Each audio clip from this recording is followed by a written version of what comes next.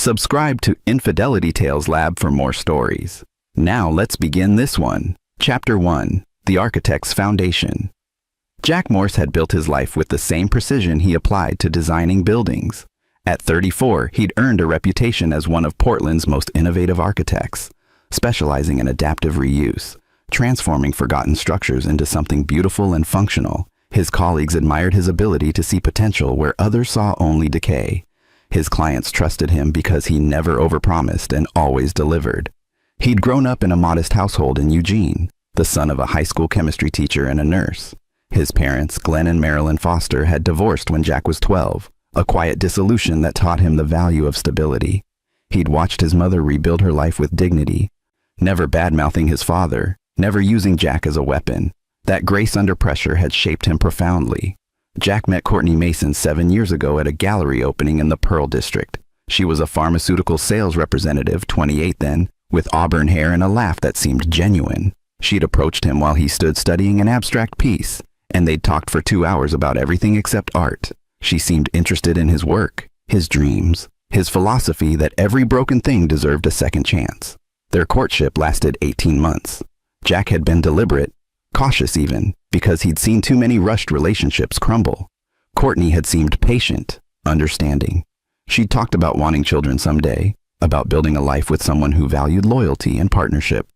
They married in a small ceremony at Pittock Mansion with views of Mount Hood in the distance. For the first 4 years, things were good. Not perfect. No marriage was, but solid. Jack's firm, Morse & Associates, grew steadily. Courtney climbed the ranks at Meridian Pharmaceuticals, becoming a regional sales director. They bought a renovated Craftsman in Laurelhurst, filled it with mid-century furniture and plans for the future. But over the past 2 years, something had shifted. Courtney became distant, her work trips more frequent. She'd started attending networking events that ran late into the evening. Jack noticed but didn't press. He trusted her. He'd built their entire relationship on that foundation. Until Dr. Harvey Carr made a phone call that shattered everything. It was a Tuesday morning in late October. Jack had been in his home office, reviewing blueprints for a warehouse conversion downtown, when his phone rang. "Mr. Morse? This is Dr. Carr from Cedar Hills Medical. I need you to come to my office this afternoon, alone." Jack's stomach tightened. "Is Courtney okay? She had her physical yesterday." "She's fine. Physically, she's fine. But there's something I need to discuss with you. In person. 2 o'clock. Don't mention this call to your wife." The urgency in the doctor's voice made Jack's hands go cold. He arrived at the medical office at 1:55 p.m., his mind racing through worst-case scenarios. Cancer, a genetic disorder, something that would require them to fight together, to prove the strength of their partnership. Dr. Carr was in his early 50s, with graying temples and the kind of weathered face that suggested he'd delivered difficult news many times. He stood when Jack entered, gesturing to a chair before closing the door, locking it. "Mr. Morse, what I'm about to share with you, I've spent the last 18 hours debating whether I'm violating patient confidentiality, but my conscience won't allow me to stay silent." He sat across from Jack, his expression grave. "Your wife is 12 weeks pregnant." Jack's heart leaped. They'd been trying for a year. Courtney had seemed discouraged after each negative test, but maybe that should be good news, Dr. Carr continued, his voice heavy, except for one critical detail. He pulled out a manila folder, extracting an ultrasound image and a lab report. "I'm a thorough physician, Mr. Morse. When I perform prenatal care, I run a complete panel, including genetic screening for the father's potential hereditary conditions." He slid the papers across the desk. "The fetus shows genetic markers that are incompatible with you being the biological father. Specifically, there are ethnicity indicators present that don't match your Scandinavian and Irish heritage." Dr. Carr's jaw tightened.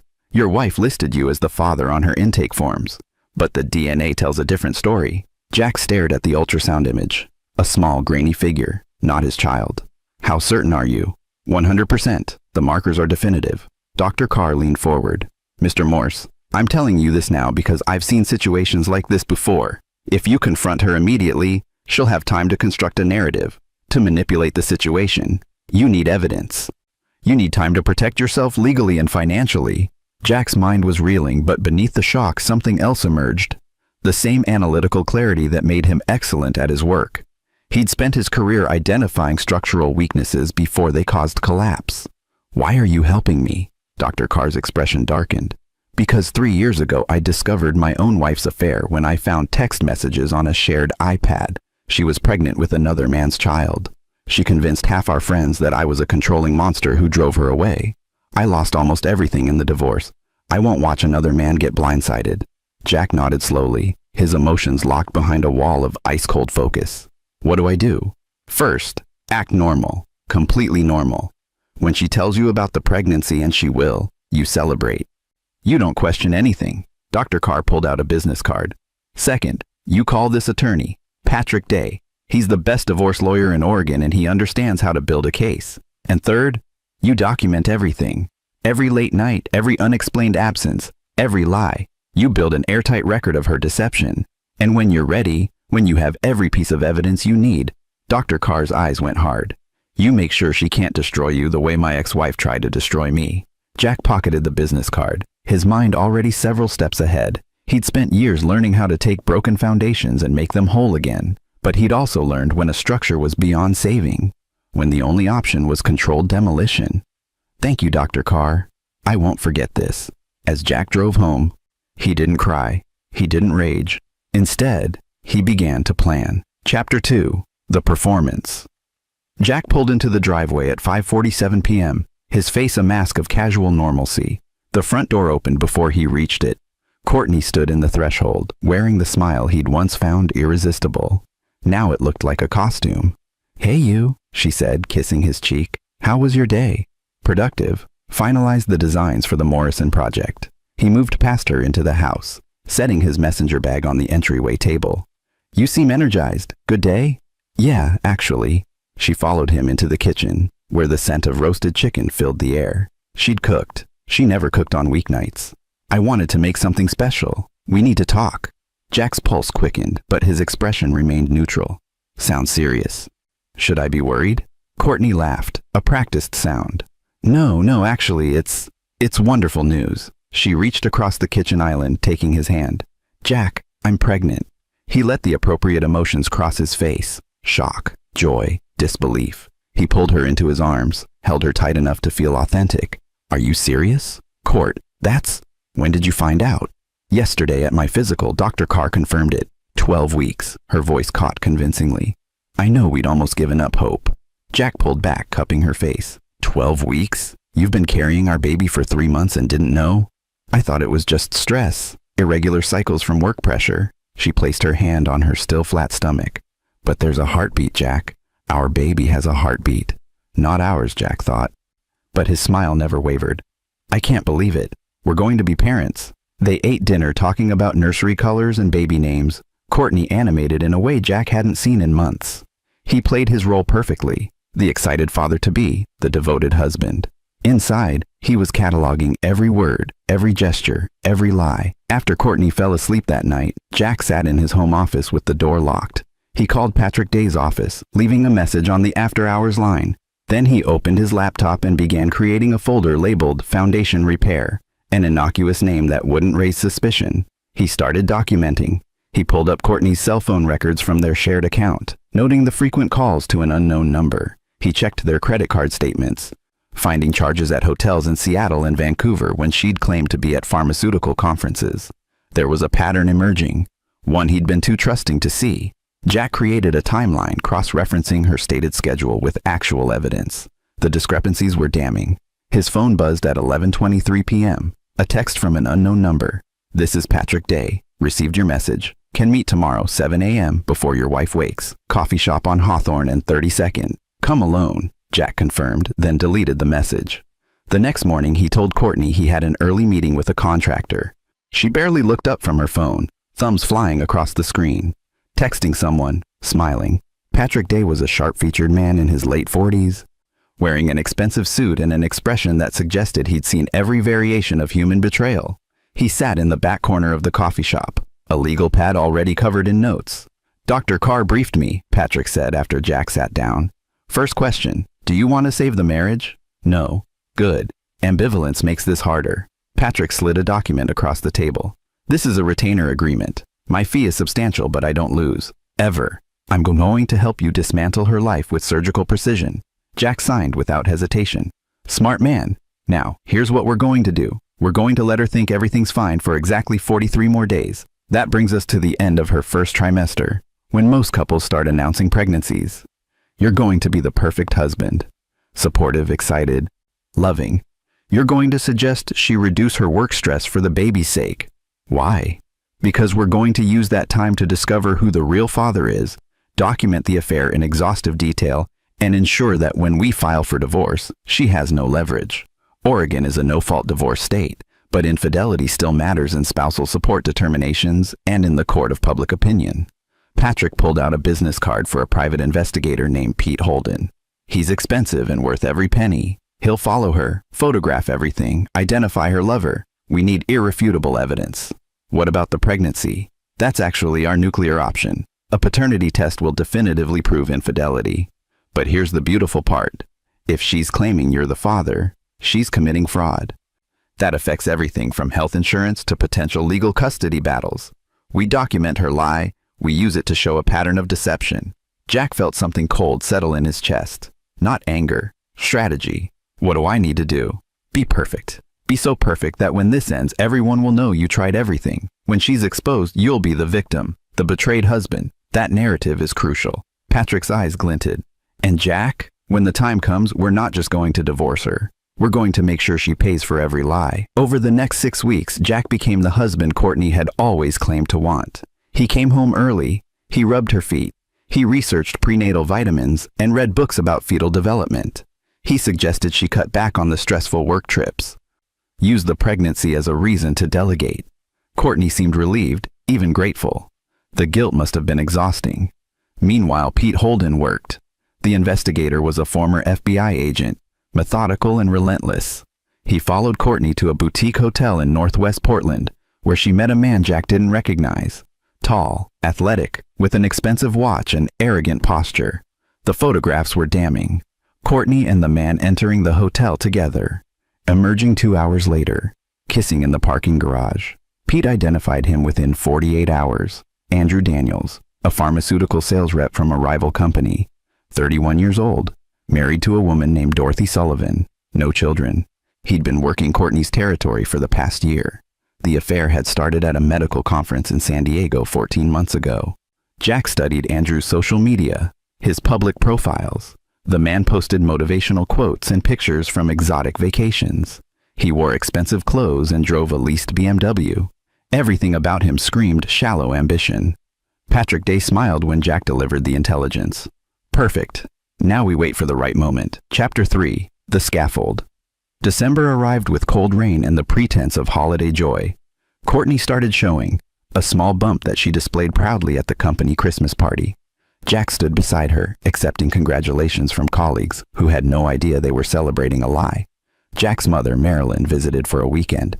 She pulled Jack aside in the kitchen while Courtney napped. "Something's wrong," Marilyn said quietly. She'd always been perceptive. "You're too controlled, Jack. Too perfect." "What's happening?"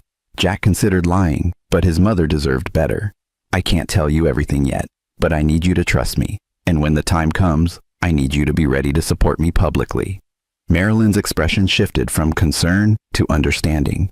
She'd been through her own divorce, her own betrayal.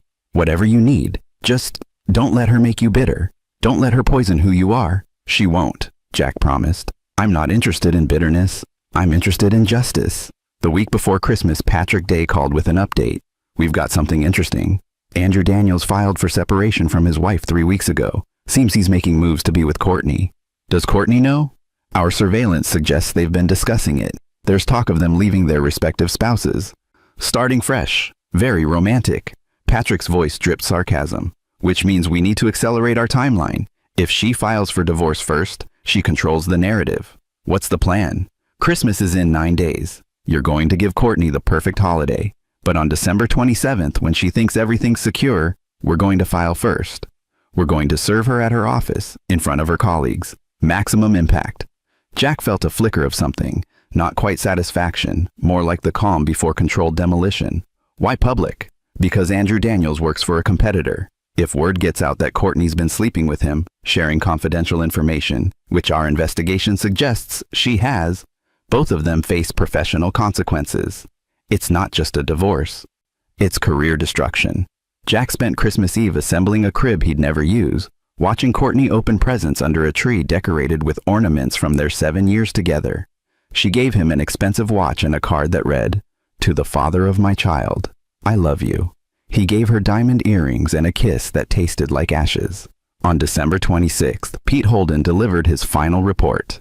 73 pages of documented infidelity. Photographs, hotel receipts, text message records obtained through legal discovery tools. There was even evidence that Courtney had been billing personal trips as business expenses, defrauding her company. Patrick Day reviewed the file with the focus of a surgeon examining x-rays. "This is more than we need. We could bury her in civil court and criminal court if we wanted. I don't want her in prison, Jack said. I want her to lose everything that matters to her. Career, reputation, the fantasy she's built with Andrew. Then that's what we'll deliver." December 27th dawned clear and cold. Jack kissed Courtney goodbye before she left for the office, told her he loved her. She smiled, said it back. The lie came so easily to her now. At 10:47 a.m., a process server walked into the Meridian Pharmaceuticals regional office and asked for Courtney Mason. She was in a meeting with her sales team, 12 people who respected her, trusted her. The server handed her the divorce petition in front of all of them. Courtney's face went white as she scanned the first page. Irreconcilable differences, fraud, infidelity, request for paternity testing of unborn child. Jack's phone rang at 11:03 a.m. Courtney screaming, "What the fuck is this, Jack? You're divorcing me? You're questioning—" "I know the baby isn't mine," Jack said calmly. "I've known since October. I know about Andrew Daniels. I know about every hotel, every lie, every time you looked me in the eye and pretended to be faithful." Silence, then quieter, more dangerous. "You can't prove anything. Dr. Harvey Carr ran a genetic screening. The baby has ethnicity markers inconsistent with my DNA. We have 14 months of documented evidence of your affair. Hotel receipts, photographs, text messages." Jack's voice remained level, emotionless. "You're not going to gaslight me, Courtney. You're not going to manipulate this. You played a game. And you lost." She started crying. Real tears this time, born of panic. "Jack, please. We can work through this. I made a mistake, but we can—" "There's no we anymore. My attorney will contact you about asset division and the timeline for divorce proceedings. Oh, and Courtney? Andrew's wife received the same evidence this morning. I thought she deserved to know too." He hung up. Within an hour, Courtney's boss called her into his office. Questions about expense reports, about potential conflicts of interest with Andrew Daniels, about whether she'd been sharing proprietary information with a competitor. By the end of the day, she was on administrative leave pending an internal investigation. Andrew Daniels wasn't so lucky. His company fired him immediately, citing morality clauses in his contract. Jack sat in his office that evening, watching the rain streak his windows, feeling nothing but a cold satisfaction. The foundation had been removed. Now came the demolition. Chapter 4. The Fracture. The first weeks of January were a special kind of hell, but Jack navigated them with the precision of a demolition expert who knew exactly which walls to bring down first. Courtney had moved out of their Laurelhurst home on New Year's Eve, taking only her clothes and personal items. Her attorney, a hastily hired shark named Ron French, tried to argue for temporary spousal support and half the house's value. Patrick Day shut him down with the evidence of fraud and the upcoming paternity test. "Your client committed marriage fraud, Patrick." Fraud, Patrick told Ron during their first mediation. "She's carrying another man's child while billing my client's insurance for prenatal care. That's healthcare fraud. She's been expensing personal trips with her lover as business costs. That's embezzlement. My client is being generous by not pressing criminal charges." Ron French had no response to that. The paternity test was scheduled for January 15th, performed by an independent lab. Jack didn't attend. He didn't need to witness what he already knew. The results came back 4 days later, 0% probability of paternity. Patrick filed the results with the court, along with a motion to recoup all medical expenses Jack's insurance had covered. But Jack's real move was more subtle, more devastating. He'd spent years building relationships in Portland's tight-knit professional community. He knew reporters, business owners, community leaders, and he knew that Courtney's career depended on her reputation. Jack didn't have to say anything directly. He simply made sure that certain people knew certain facts. A journalist friend happened upon court filings that were public record. A pharmaceutical industry newsletter received an anonymous tip about potential ethics violations at Meridian Pharmaceuticals. By January 20th, the story was everywhere. Pharmaceutical executives affair leads to fraud investigation. Courtney called him hysterical. "You're destroying my life." "No," Jack said calmly. "You destroyed your own life. I'm just making sure people know the truth. I'm pregnant, Jack. I'm carrying a child, and you're carrying Andrew Daniels' child. A man who, I understand, has also stopped returning your calls." Silence. "See, that's the thing about men like Andrew," Jack continued. "They love the thrill of an affair. But when there are real consequences, they run. He's already filed for bankruptcy to protect his assets from his wife's divorce settlement. He's moved back in with his parents. He wants nothing to do with you or that baby." He could hear Courtney crying, and he felt nothing. Not pity, not anger, just cold satisfaction. "You could have just left me," she sobbed. "Filed for divorce quietly. Why are you doing this?" "Because you didn't just cheat, Courtney. You tried to trap me with another man's child. You were going to let me raise that baby believing it was mine. You were going to build an entire life on that lie." Jack's voice hardened. "You made your choices. Now you live with the consequences." Meanwhile, Jack had begun rebuilding his own life. He threw himself into his work with renewed intensity, taking on a project that had been sitting in proposal limbo: the adaptive reuse of an old church into a community arts center. The project brought him into contact with Hope Hopkins, the director of the nonprofit that would run the center. She was 42, with silver-streaked dark hair and eyes that had seen hardship but hadn't gone hard. She was divorced herself, raising a teenage daughter alone after her ex-husband abandoned them for a younger woman. Hope didn't know about Jack's divorce drama. She was one of the few people in his orbit who wasn't connected to that world. She treated him like a professional, respected his work, challenged his ideas. One evening in late January, they were reviewing blueprints in what would become the main gallery. Hope studied his design for converting the old sanctuary, then looked up with a slight smile. "You see potential in broken things," she observed. "It's what I do." "Buildings or people?" Jack paused. "Both, I suppose, though people are harder to renovate, because they have to want to change." Hope rolled up the blueprints. "My ex-husband never wanted to change. He wanted everything easy, everything exciting.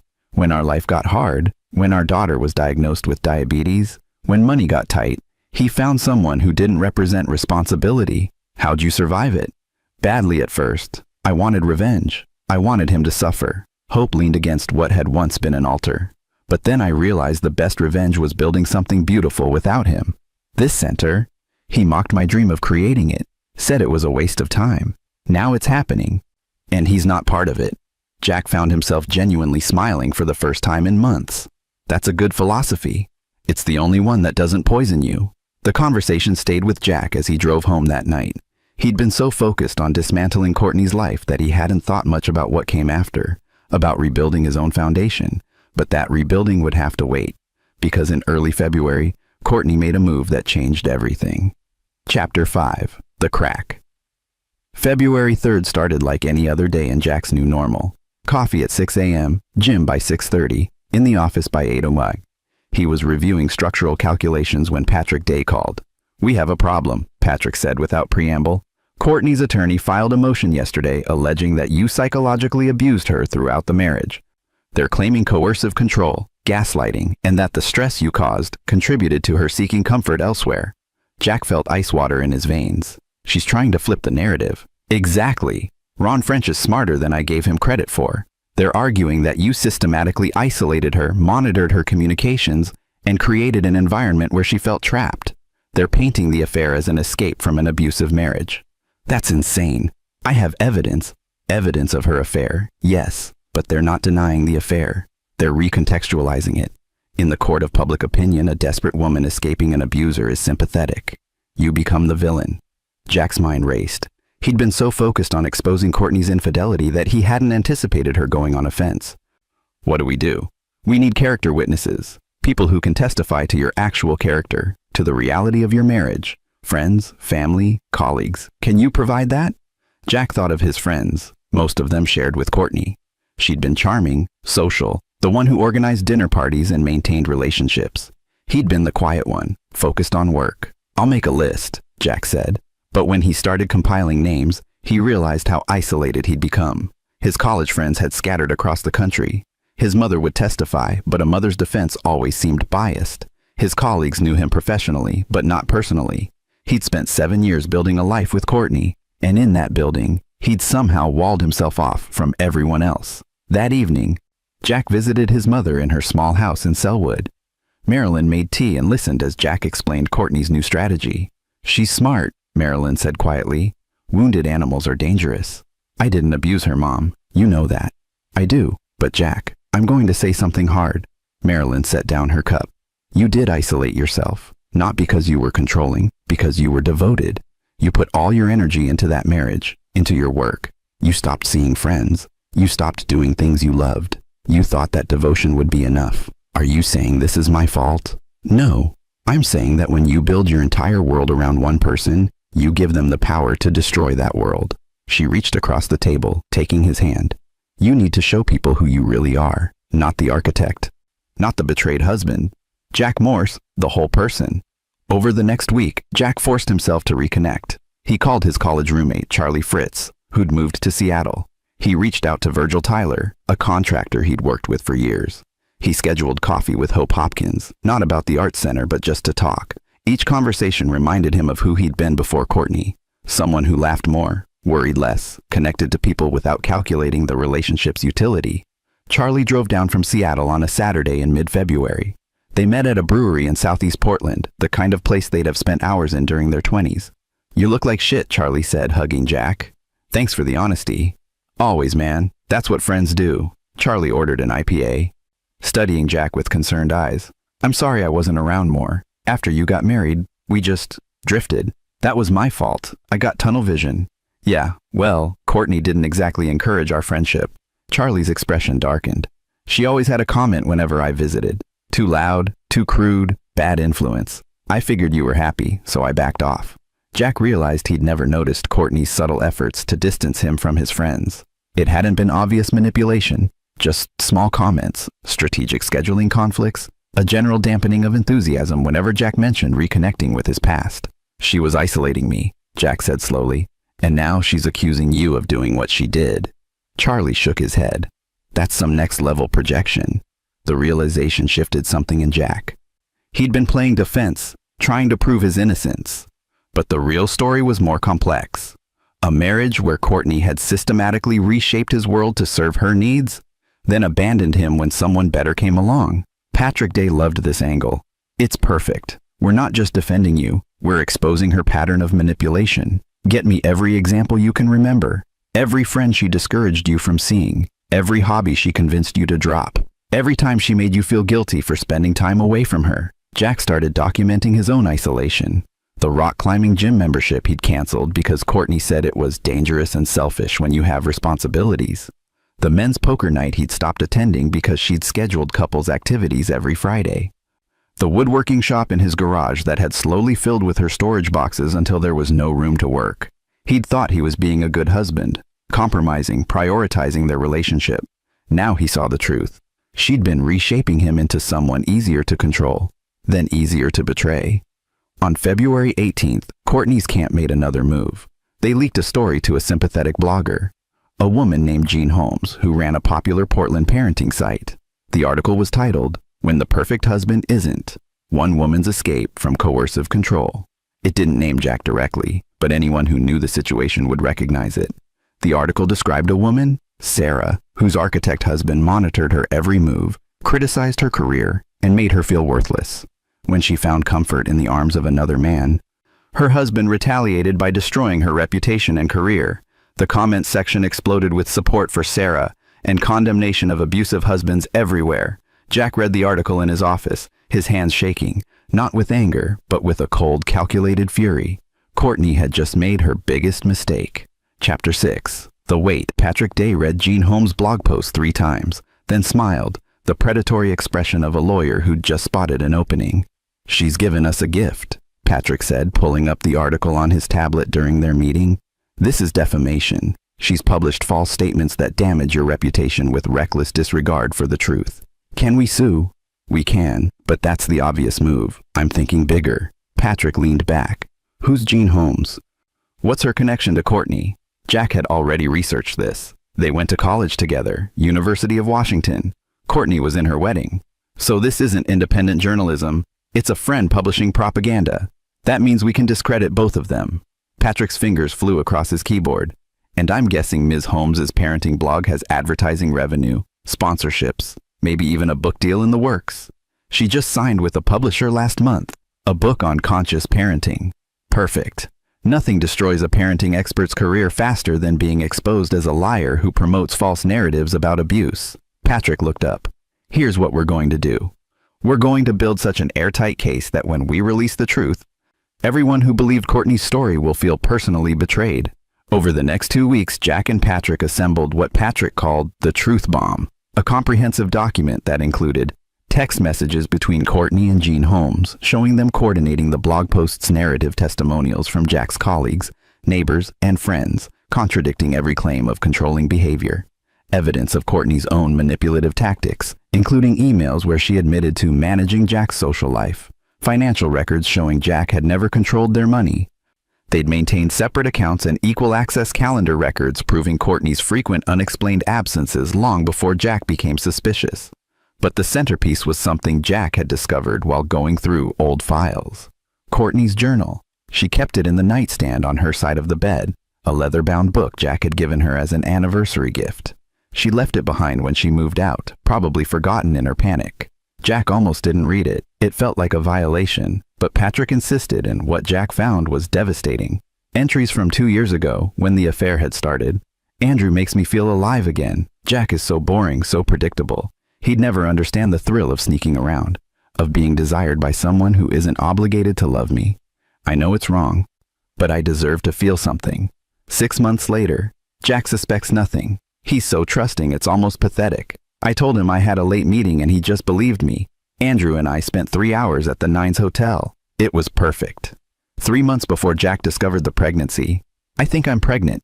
It's probably Andrew's. The timing matches up. I should be panicked, but actually, this might be perfect. If I tell Jack it's his, he'll never question it. He's wanted a baby so badly. I can have my cake and eat it too. Jack felt physically ill reading those words. This wasn't a mistake, wasn't a moment of weakness. It was calculated cruelty. Patrick photocopied the relevant pages, redacting some of the more explicit content. This is nuclear, Jack. If we release this, Courtney's narrative collapses entirely. She's not a victim, she's a predator. Will it hold up in court?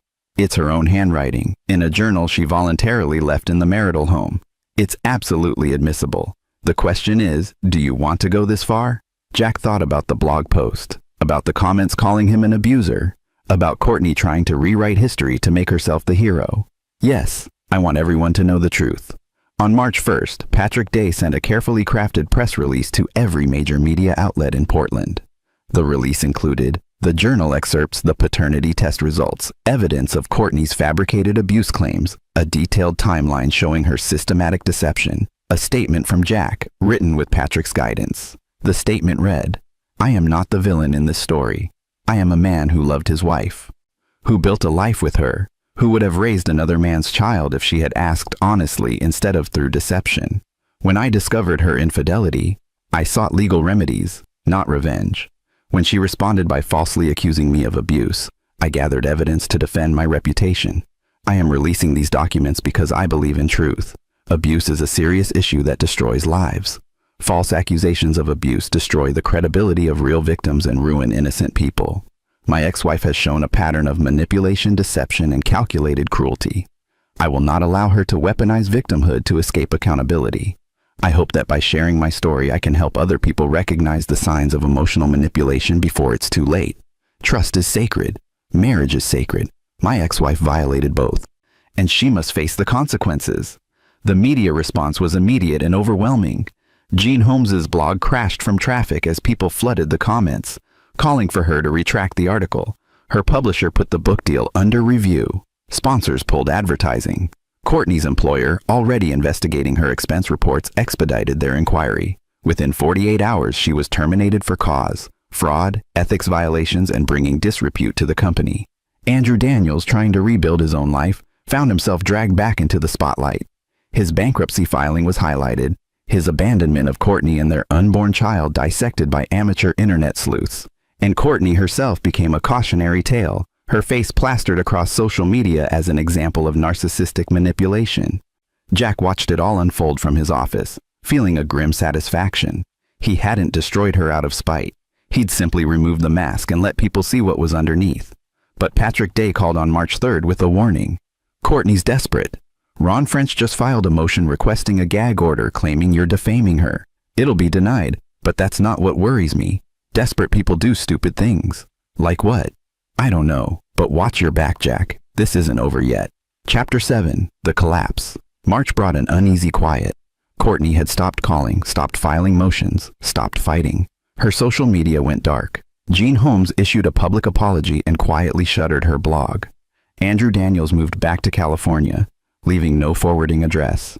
Jack should have felt relieved. Instead, he felt the particular tension that comes before a structure gives way, the groaning of stressed supports, the subtle shifts that precede catastrophic failure. On March 12th, Jack's mother called at 6 a.m. "Someone broke into my house last night," Marilyn said, her voice shaking. "They didn't take anything valuable, just went through my personal files, my computer. The police think it was looking for something specific." Jack was in his car within minutes. He found his mother's house in disarray. Drawers pulled open, papers scattered, but nothing obviously stolen. A single photo was left on her kitchen counter, a picture of Jack and Marilyn from his college graduation. Someone had drawn a red X over Jack's face. The message was clear: "I can get to the people you love." Jack called Patrick Day immediately. The attorney's response was swift: "File a police report, document everything, and Jack, get security for yourself and your mother." That afternoon, Jack hired Floyd Frederick, a former Marine who ran a private security company. Floyd was 62, built like a tank, with the kind of calm competence that came from seeing real violence and knowing how to prevent it. "You've made someone very angry," Floyd observed, reviewing the break-in report. "Question is, are they just trying to scare you, or are they building towards something worse? I don't know." "Then we assume the worst." Floyd pulled out a tablet showing Jack's security system options. "Cameras, alarms, monitoring, for you and your mother. I'll also have one of my guys do regular drive-bys. If anyone's watching your properties, we'll spot them." The security cost a fortune. But Jack didn't hesitate. He'd rebuilt demolished structures. He understood the importance of a solid foundation. His mother's safety was non-negotiable. 2 days later, Jack arrived at his office to find his car's tires slashed. The security cameras caught a figure in a hoodie approaching at 3 a.m., but the footage was too grainy to identify them. Floyd reviewed the video, his expression grim. Professional enough to avoid identification, amateur enough to use obvious intimidation tactics. This is someone who wants you scared but doesn't have the skill for serious violence. "Courtney wouldn't do this herself," Jack said. "No, but she might know someone who would." Floyd made a call, bringing in Stan Hardin, a private investigator who specialized in what he called threat assessment. Stan was younger than Pete Holden, barely 30, but he had an intensity that suggested he'd seen more than his share of darkness. He spent an afternoon reviewing all the case files, all the public information about Courtney and her associates. "Your ex-wife has a brother," Stan said, pulling up a criminal record. "Darren Chang, half-brother, different father. He's got a sheet: assault, vandalism, intimidation tactics. He's been unemployed for 2 years, living in Gresham."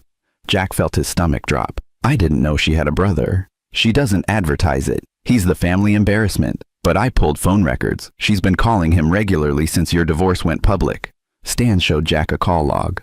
"Money's tight for her now. No job, mounting legal fees, a baby on the way. She can't pay him, but she can probably offer him something else." "Like what?"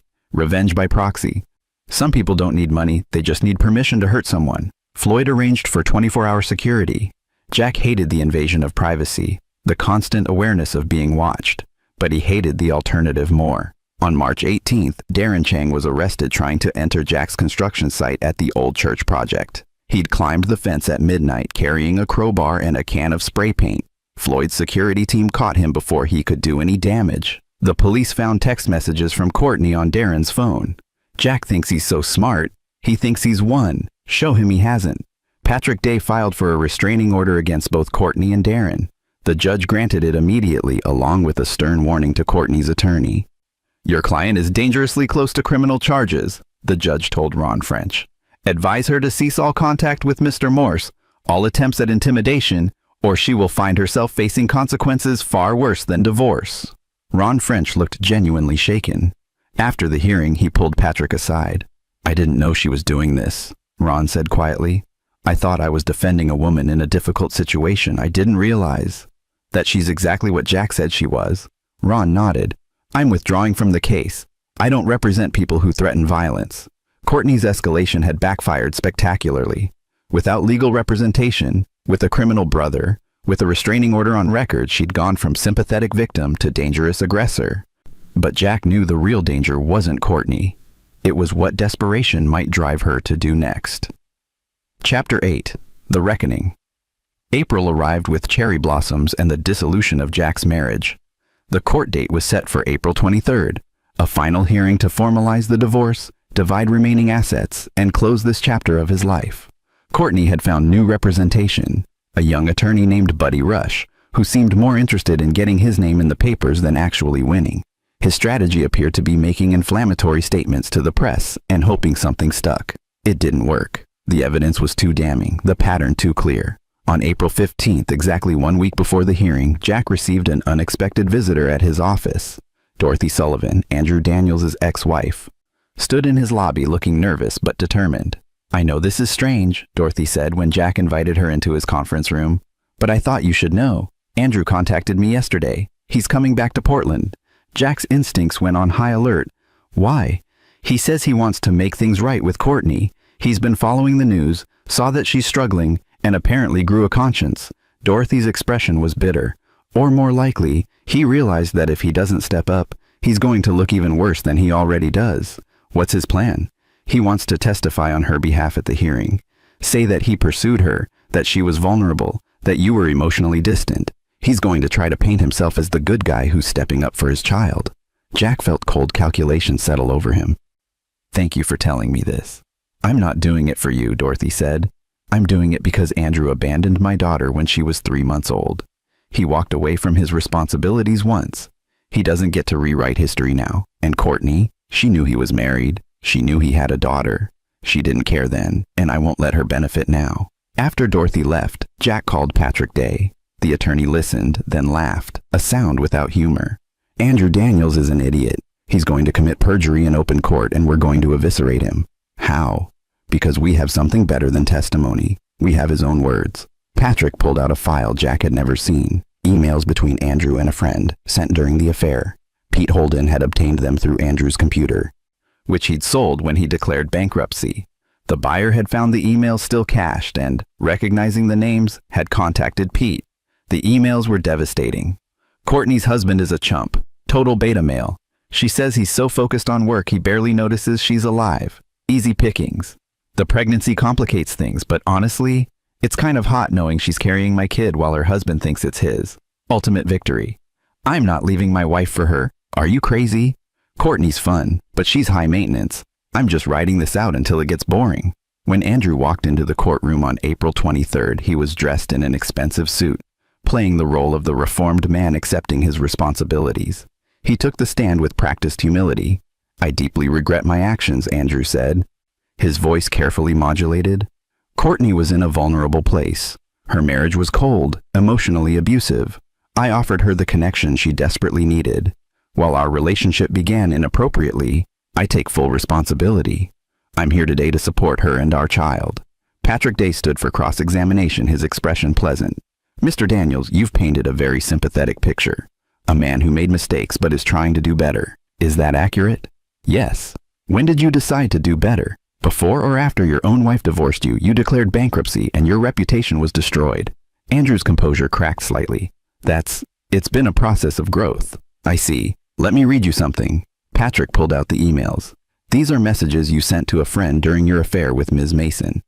Would you like me to read them aloud, or would you prefer to maintain that you're here out of genuine remorse?" The color drained from Andrew's face. Patrick didn't wait for an answer. He read the emails, every dismissive comment, every boast, every cold calculation. The courtroom went silent. "Mr. Daniels," Patrick said quietly, "you're not here because you care about Courtney Mason or your child.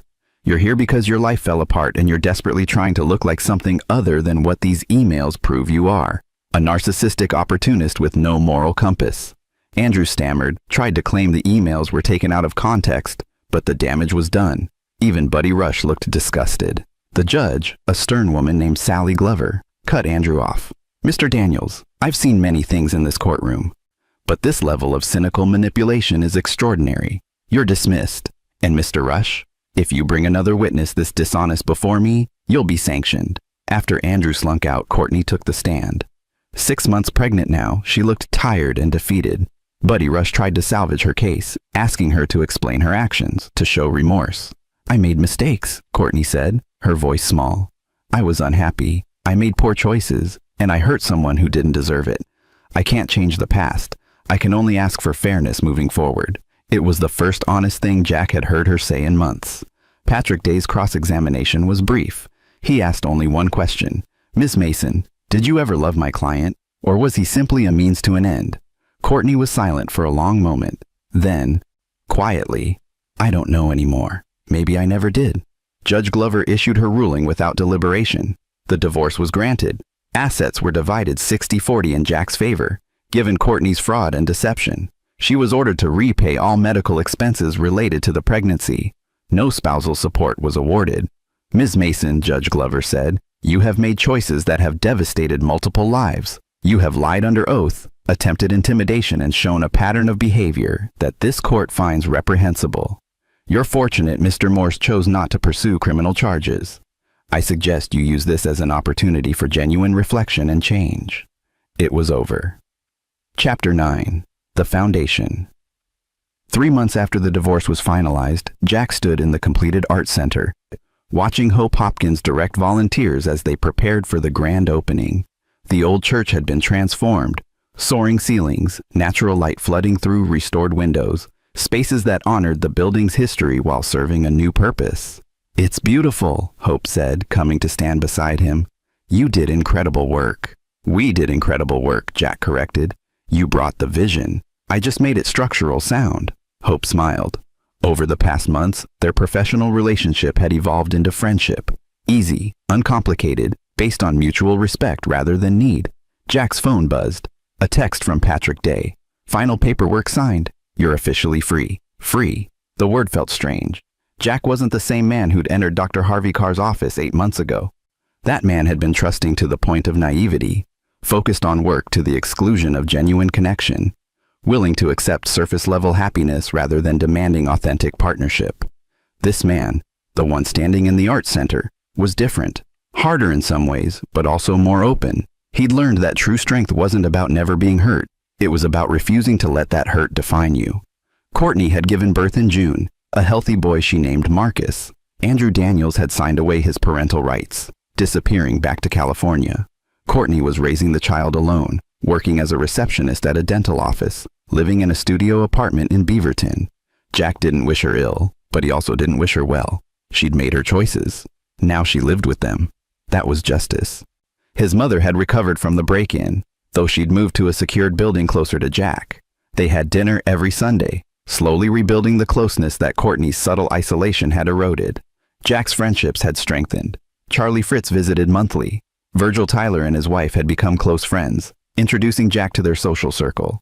Jack had joined a climbing gym again, reconnecting with an old passion. And he'd started dating. Nothing serious, just coffee here, dinner there, learning how to trust his judgment again. "You look content," Hope observed. "I am. It's strange. 8 months ago, my life imploded. Everything I thought was solid turned out to be built on lies. I thought I'd never recover. But you did more than recover. You rebuilt better." Hope gestured to the art center. "Just like this place."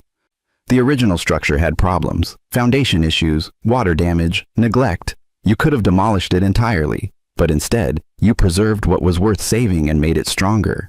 Jack understood the metaphor. He'd done the same with his life, kept his values, his work ethic, his capacity for connection, but built better boundaries, stronger foundations, more honest structures. The grand opening was a success. 200 people came through that evening, marveling at the transformation.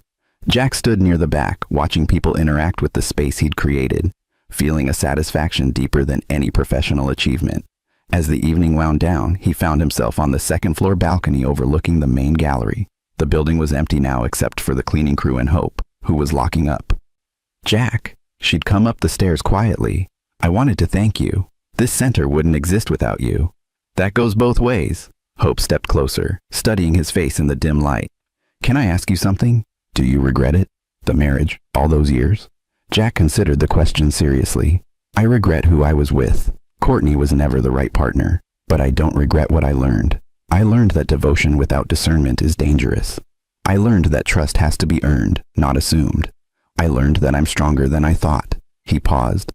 And I learned that the worst thing someone can do to you doesn't have to define what you become. That's wisdom. It's survival, Jack corrected. Wisdom would have been seeing the red flags earlier. Maybe. Or maybe you had to go through it to become who you are now. They stood in comfortable silence, looking down at the transformed space. Jack's phone buzzed one more time. An email from Dr. Harvey Carr. Saw the article about the Arts Center. Proud of what you've built, both professionally and personally. You took what could have destroyed you and turned it into something meaningful. That's the real victory. Jack smiled, pocketing his phone. The doctor was right. Courtney had tried to trap him with lies, to destroy him with manipulation, to break him with false accusations. She'd failed at all of it. Not because Jack had sought revenge, though his response had been calculated and thorough, but because he'd refused to let her make him smaller, meaner, more broken. He'd taken the fracture she'd created in his life and built something better from the pieces. That was the truest victory of all. 6 months later, Jack sat in his office reviewing blueprints for a new project. A homeless shelter that would provide not just beds, but job training, counseling, and genuine support. It was the kind of socially conscious architecture he'd always wanted to pursue, but had been too cautious to attempt. Courtney's betrayal had broken his caution along with his trust. Now he took bigger risks, pursued more meaningful work, connected with people more authentically. His phone rang. An unknown number. Jack Morse. Mr. Morse, this is Gene Holmes, the blogger who'd published Courtney's false narrative. I know you have no reason to listen to me, but I wanted to apologize. Directly, not through a press release. Jack leaned back in his chair. I'm listening. I believed Courtney because I wanted to believe her. She was my friend, and her story fit a narrative I was already convinced of. I never verified anything. I just published it. And in doing that, I hurt you and damaged my own credibility. Gene's voice was thick with emotion. I lost my book deal, my blog, my platform. That's fair. I earned it. But I also lost something more important. My integrity. I'm calling to tell you I'm sorry, and to ask if there's anything I can do to make it right. Jack thought about refusing, about telling her that her apology meant nothing. But that would have been the old Jack, the one still carrying the weight of betrayal. Write the truth, Jack said. Not about me specifically. I don't need more publicity. But write about what you learned. About the danger of accepting narratives without verification. About how false accusations of abuse hurt real victims. Use your platform, when you rebuild it, to do better. I will. Thank you, Mr. Morse. After she hung up, Jack sat in the quiet office, feeling the last piece of anger drain away. He'd won not just the legal battle, not just the public narrative, but something more important. He'd won his own peace. The betrayal hadn't broken him. It had revealed what he was made of, and built him into something stronger. Jack Morse had started as an architect of buildings.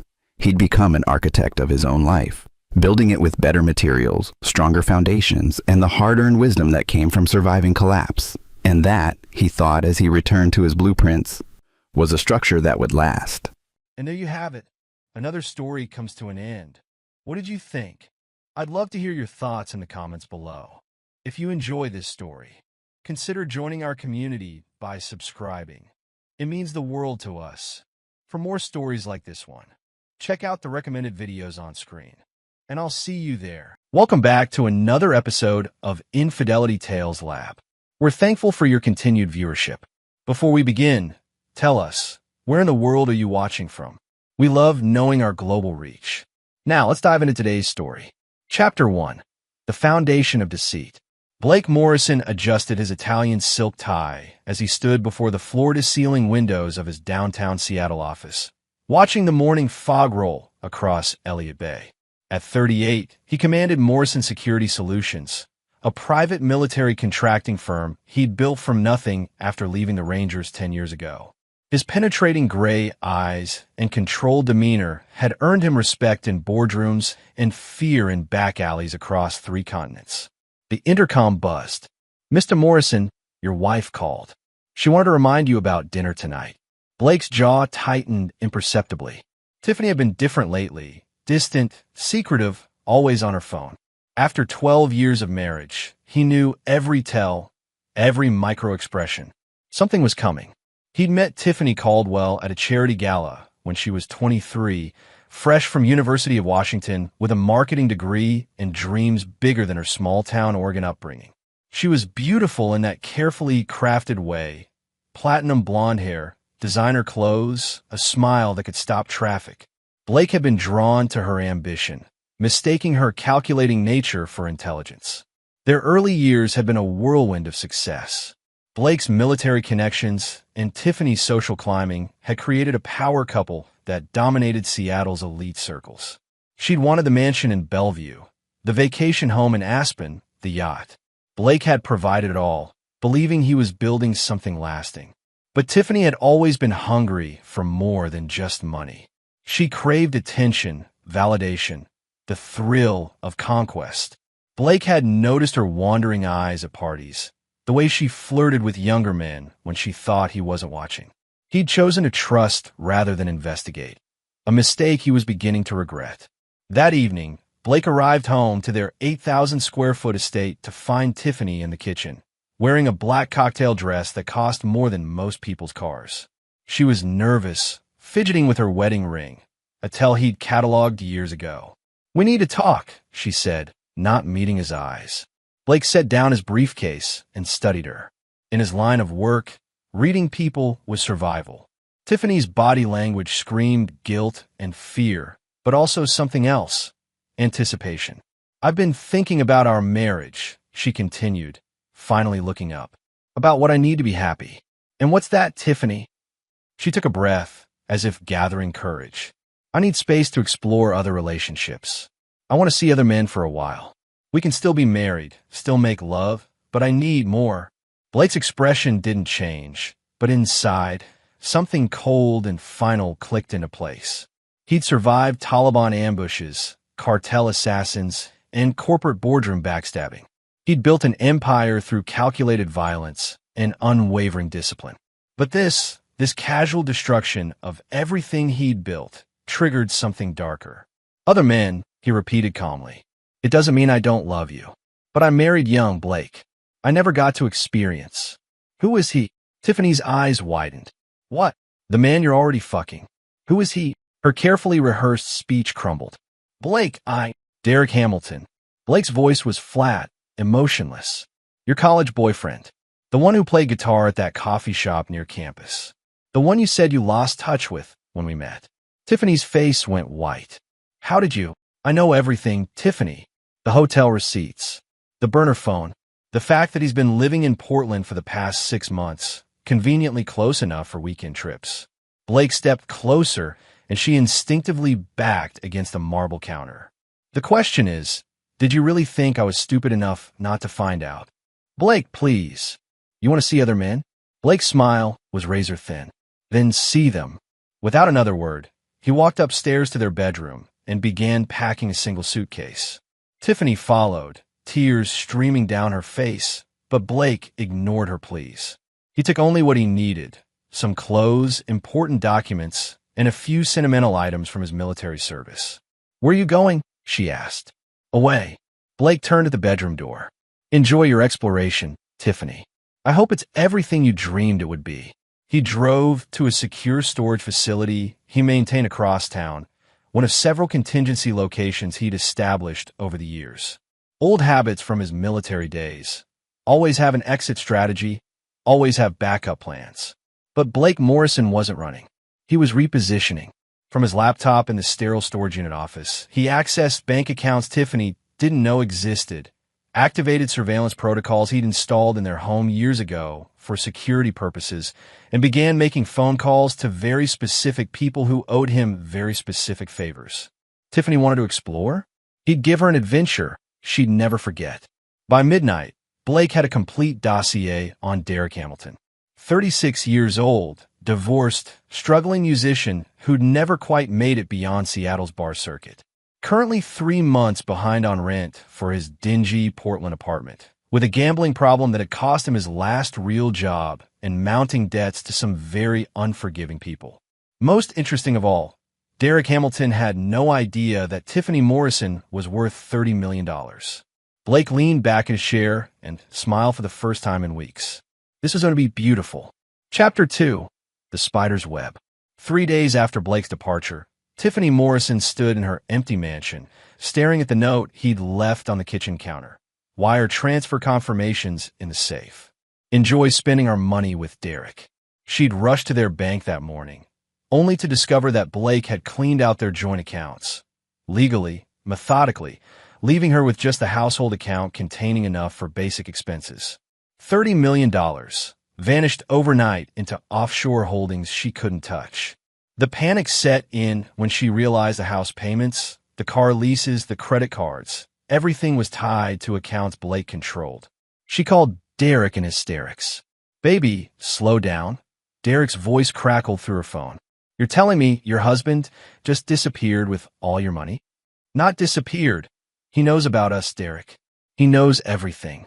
Tiffany paced the marble foyer, her heels clicking frantically. "We need to be careful. Blake isn't. He's not a normal businessman. He's dangerous."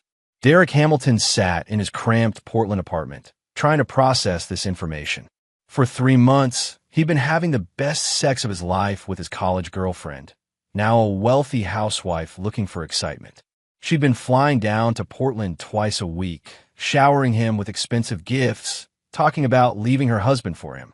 He'd never asked too many questions about Blake Morrison. All he knew was that the man was older, successful, and apparently oblivious to his wife's affair. Derek had actually felt a little sorry for the guy. "So what happens now?" Derek asked. "I don't know. Maybe this is our chance. Maybe this is the universe telling us to be together." Derek looked around his shitty apartment, at the overdue bills stacked on his coffee table, at the guitar he'd been trying to sell just to make rent. "Tiff, if your husband took all the money, I'll figure something out. I always do." What Tiffany didn't know was that Derek Hamilton was already figuring something out. That morning, he'd received a very interesting phone call from a man claiming to represent certain financial interests in Portland. They wanted to discuss Derek's gambling debts, all $47,000 of them. The meeting was set for that afternoon at a warehouse near the docks. Derek arrived to find 3 men waiting for him. The one in the expensive suit introduced himself as Mr. Chun, though Derek suspected that wasn't his real name. "Mr. Hamilton, you owe my associates a considerable sum. Look, I told Russo I'd have his money by the end of the month. Mr. Russo sold your debt to us. We're less patient than he was." Chin smiled coldly. "However, we have a proposition that might interest you." Derek swallowed hard. "What kind of proposition?" "We understand you're romantically involved with a very wealthy woman. Tiffany Morrison, wife of Blake Morrison." Derek's blood turned to ice. "How do you?" "That's irrelevant. What matters is that Mrs. Morrison has access to significant assets, and you have access to Mrs. Morrison. We propose a simple transaction. You help us acquire those assets, and your debt is forgiven, plus a substantial bonus. I can't just steal from Tiffany. I care about her." Chin's smile vanished. "Mr. Hamilton, you seem to misunderstand the nature of your situation. This isn't a negotiation. You will convince Mrs. Morrison to provide us with access to her husband's assets, or we will be forced to collect your debt through other means." He gestured to his companions, and Derek noticed the bulges under their jackets. "How am I supposed to get access to Blake Morrison's money? The guy's like some kind of military contractor. Those people don't just leave their finances lying around. That's your problem to solve. You have 1 week." That evening, Derek called Tiffany with a new urgency in his voice. "We need to meet. In person. Tonight." They met at a hotel in Seattle, the same one where they'd been conducting their affair for months. But this time, Derek had an agenda beyond sex. "Tiff, I've been thinking about what you said. About this being our chance to be together." Tiffany curled up against his chest. "I meant it, Derek. I'm tired of living Blake's life. I want to live mine. What if I told you there was a way to get back at him? To take control of your own future?" "What do you mean?" Derek had spent the drive to Seattle crafting his pitch. "Your husband thinks he's so smart, disappearing with all the money. But he made one mistake. He left you in that house, with access to his office, his files, his computer." Tiffany pulled back to look at him. "Derek, Blake's computer is password protected, encrypted. It's like Fort Knox. But you know him better than anyone. You know his habits, his passwords, his security systems." Derek's hands moved to her shoulders. "We could find out where he's hiding the money. We could expose his business dealings. A guy like that, in his line of work, he's got to have secrets he doesn't want coming to light." What Derek didn't know was that every word of their conversation was being recorded through the hotel room's compromised electronics, transmitted in real time to a man sitting in a storage facility across town. Blake Morrison leaned back in his chair, listening to his wife and her lover plan to betray him. The rage he felt was cold, calculated, the kind of anger that had made him legendary among military contractors who dealt with the world's worst people. He picked up a secure phone and dialed. Rodriguez? It's Morrison. I need you to activate the Portland Protocol. Yes, all of it. No, there won't be any loose ends when this is over. Through his earpiece, he heard Derek Hamilton telling his wife how much he loved her, how they'd run away together once they got Blake's money. Blake smiled in the darkness. They had no idea what they'd just set in motion. By the time Tiffany and Derek were done making plans to destroy his life, Blake had already put their destruction into motion. The pieces were moving, the web was spinning, and soon they'd both discover what happened to people who tried to betray Blake Morrison. Soon, they'd learn why his enemies called him the Ghost. Chapter 3: The Trap Springs. Blake Morrison watched from his car as Derek Hamilton stumbled out of the warehouse district at 2 a.m., blood trickling from his nose and terror etched across his face. The three men Blake had hired to play debt collectors had done their job perfectly, escalating Derek's desperation to the breaking point. Phase 1 was complete. Derek now believed he was trapped between Tiffany's wealth and violent criminals who would kill him if he didn't deliver Blake's assets within 4 days. What Derek didn't know was that Blake had paid off his real gambling debts months ago, then created fictional ones with fictional people who were very real former Special Forces operators. Blake drove to a secure apartment he maintained under an alias, where banks of monitors displayed feeds from every camera he'd secretly installed in his house over the years. He watched Tiffany pace the living room, phone pressed to her ear. Derek, you're scaring me. What do you mean they'll kill you? Through another feed, Blake observed Derek in his Portland apartment, surrounded by the evidence of his beating. A few carefully placed bruises that would heal in days but looked devastating in the moment. These aren't regular guys, Tiff. They're connected to serious people. They know about us, about your husband's money. If I don't give them a way to access his accounts by Saturday. Blake smiled coldly. Saturday was the timeline he'd given them. Just enough pressure to make them reckless, not enough time to think clearly. Okay, Tiffany said, her voice shaking. I'll try to get into Blake's office tomorrow. Maybe I can find something. Tiff, I love you. We're going to get through this. I love you too. Blake muted the feed and picked up his secure phone. Time to accelerate the timeline.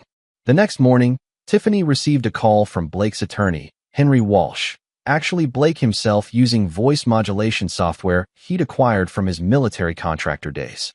Mrs. Morrison, I'm calling to inform you that your husband has filed for legal separation. He's also initiated proceedings to freeze all marital assets pending a full forensic audit. What? He can't do that. I'm afraid he can, ma'am. Mr. Morrison has presented evidence of adultery and financial misconduct. The judge signed the order this morning. Tiffany's world collapsed around her. Not only was Blake gone with their money, but now she was facing complete financial ruin and a legal battle she couldn't afford. She called Derek immediately. It's over. He's filing for separation, freezing everything. The judge already signed papers. Jesus Christ, Tiff. My deadline is tomorrow night. What are we going to do? Derek had been thinking about this moment all night. Chin's men had been very specific about what would happen if he didn't deliver. They'd shown him photos of previous victims, people who'd owed less money and taken longer to pay. There has to be something in his home office. Documents, account numbers, passwords written down somewhere. Rich guys always have backup plans. Derek, Blake's office is like a vault. Biometric locks, cameras, the works. But you have access, right? You live there. Tiffany hesitated. She'd never actually tried to enter Blake's office without permission. It was his sacred space, and she'd respected that boundary throughout their marriage. I think so. The biometric scanner might still recognize me. Tiff, we don't have a choice. It's either this or... She knew what he wasn't saying. If Derek couldn't pay his debts, he'd disappear, or worse. And she'd be left alone, broke, and facing Blake's legal team without resources to fight back. Okay, I'll try tonight. That evening, Tiffany approached Blake's office door with trembling hands. The biometric scanner beeped softly, and to her surprise, the lock disengaged. Blake had never removed her access. Inside, she found exactly what she'd expected, A sophisticated setup with multiple computers, secure filing cabinets, and enough surveillance equipment to stock a spy movie. What she didn't expect was how neat and organized everything was, as if Blake had prepared for someone to search it. She began with his desk, looking for anything that might indicate where he'd moved their money. In the top drawer, she found a folder labeled Contingency Assets containing what appeared to be offshore account information. Her hands shook as she photographed each document with her phone. This was it. This was what Derek needed to save his life. She was so focused on the documents that she didn't notice the red light on Blake's security camera had changed from amber to green, indicating live transmission. 40 miles away, Blake watched his wife systematically photograph his financial records. But these weren't his real accounts. They were elaborate fakes he'd created specifically for this moment. The account numbers were real, but they led to accounts containing exactly $1 each, maintained by financial institutions that would flag any suspicious activity immediately. Phase 2 complete, Blake murmured to himself. Tiffany finished photographing the documents and carefully returned everything to its original position. She'd done it. She'd found a way to save Derek and secure their future together. What she didn't know was that she'd just handed Blake Morrison all the evidence he needed to destroy them both. The next morning, Derek took the account information to Chen's men, who seemed pleased with his delivery. They promised the debt was forgiven and that he and Tiffany could disappear together as planned. "There's just one more thing," Chen said as Derek prepared to leave. "Our employer wants to meet with Mrs. Morrison personally, to finalize the arrangement. That wasn't part of the deal. It is now. Tonight, 8 p.m., the warehouse where we first met. She comes alone, or the information is useless." Derek's stomach clenched. Something felt wrong, but he was in too deep to back out now. That afternoon, he called Tiffany with the news. "They want to meet with you tonight, to make sure the account access works." "Derek, I don't like this. Why can't you handle it?" "Because it's your name on the accounts, not mine." "Tiff, we're almost free. One more meeting, and we can disappear together forever." Tiffany looked around the empty mansion that had been her prison of privilege for 12 years. The thought of escaping with Derek, of starting over somewhere Blake could never find them, was intoxicating. Okay, where and when? As the sun set over Seattle, Tiffany Morrison drove toward what she believed was her liberation. In reality, she was driving toward the most carefully orchestrated trap Blake Morrison had ever set. And in a storage facility across town, Blake Morrison put on his tactical gear for the first time in 3 years and checked his weapons. Tonight, the ghost would remind the world why his enemies feared the darkness. Tonight, Tiffany and Derek would learn that some betrayals come with a price that can never be paid. Chapter 4. The Hunter Emerges. At 7:45 p.m., Tiffany Morrison sat in her Mercedes outside the warehouse district, her hands trembling on the steering wheel.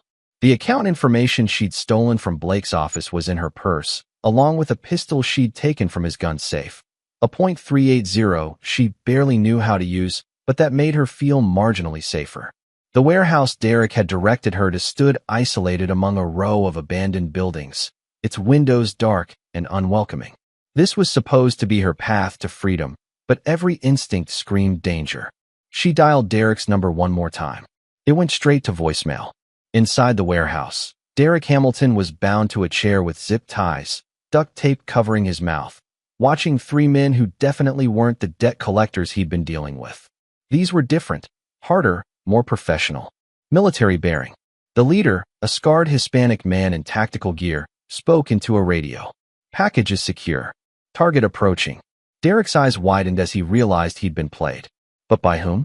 And why? At exactly 8 p.m., Tiffany pushed through the warehouse's side entrance, her heels echoing in the cavernous space. Emergency lighting cast long shadows, and the smell of motor oil and rust filled her nostrils. "Hello," she called out. "I'm here for the meeting." A spotlight blazed to life, blinding her momentarily. When her vision cleared, she saw Derek tied to a chair 30 feet away, 3 armed men surrounding him. "Mrs. Morrison," a voice called from the shadows. Right on time. The voice was familiar, but wrong somehow, distorted through an electronic modulator. A figure stepped into the light, dressed in black tactical gear, face hidden behind a military-grade mask. "Who are you? What do you want?" "I want to discuss your theft of classified financial information from Blake Morrison's private office." Tiffany's blood turned to ice. I don't know what you're talking about. The account numbers in your purse say otherwise. The masked figure gestured to one of his men, who approached Tiffany with mechanical precision. You see, Mrs. Morrison, your husband's business involves some very dangerous people. The kind who don't appreciate security breaches. As the man reached for her purse, Tiffany pulled out the .380, her hands shaking violently. Stay back.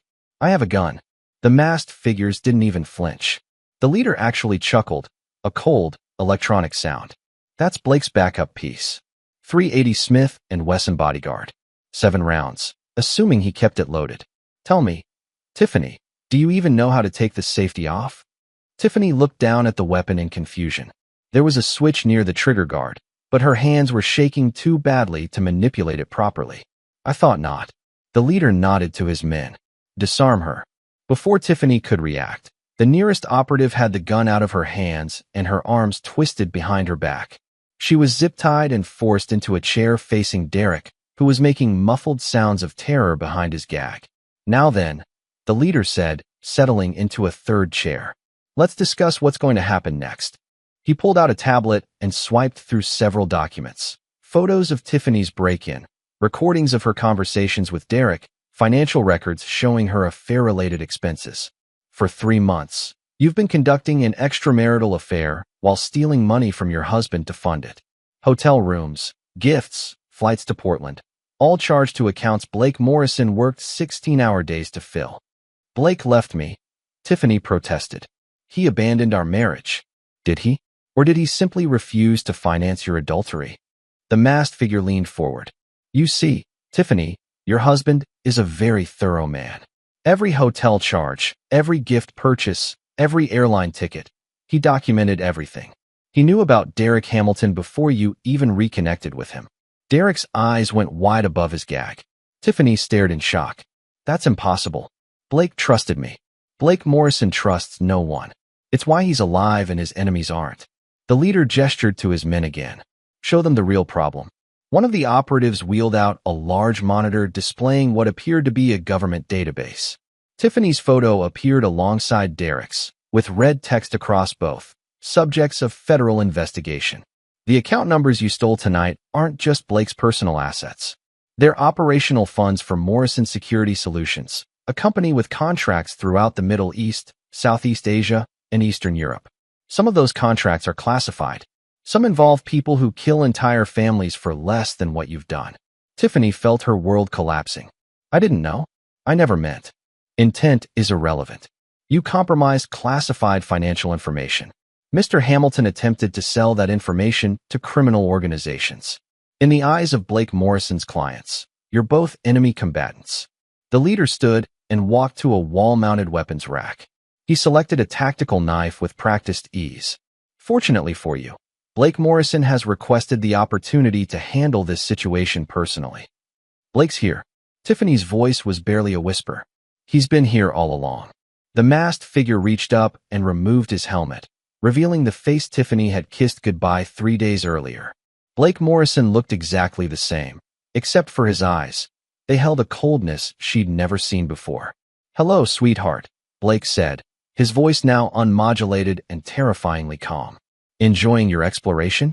Derek was hyperventilating behind his gag, pulling frantically at his restraints. Tiffany couldn't speak, couldn't breathe, couldn't process what was happening. You wanted excitement, Tiffany. You wanted to experience life beyond our boring marriage. Blake walked slowly around their chairs, the knife reflecting the harsh warehouse lighting. I thought I'd give you exactly what you asked for. Blake, please. I know this looks bad, but I can explain.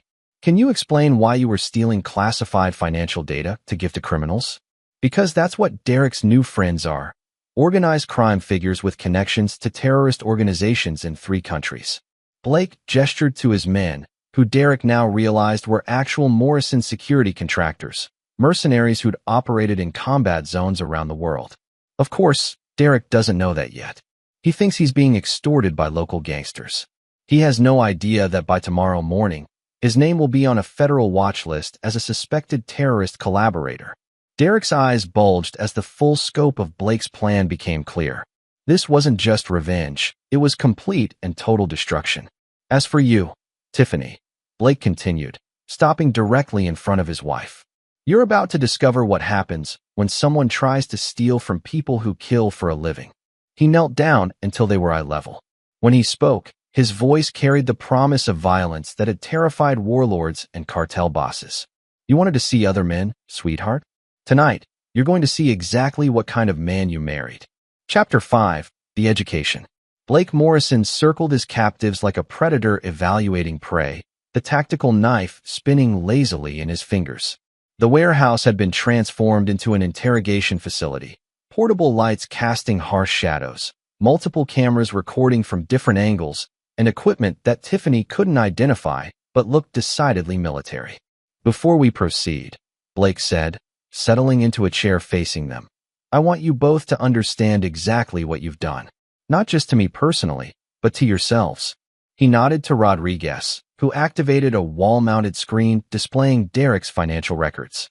Derek Hamilton, 36 years old, failed musician, current debt load of $47,000 to various creditors.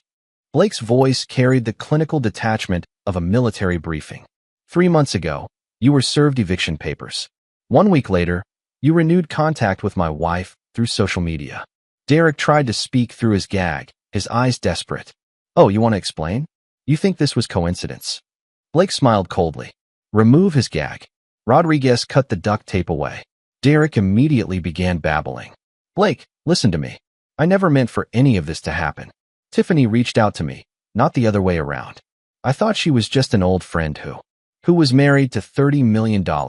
Blake interrupted. Tell me, Derek, when did you first ask Tiffany about my financial situation? Derek's face crumpled. I never asked directly. She just started talking about the house, the cars, the trips. Second date, Blake said matter-of-factly. You asked if I made her sign a prenup. Third date, you wondered aloud how much military contractors really make. By the fourth date, you were helping her research divorce law.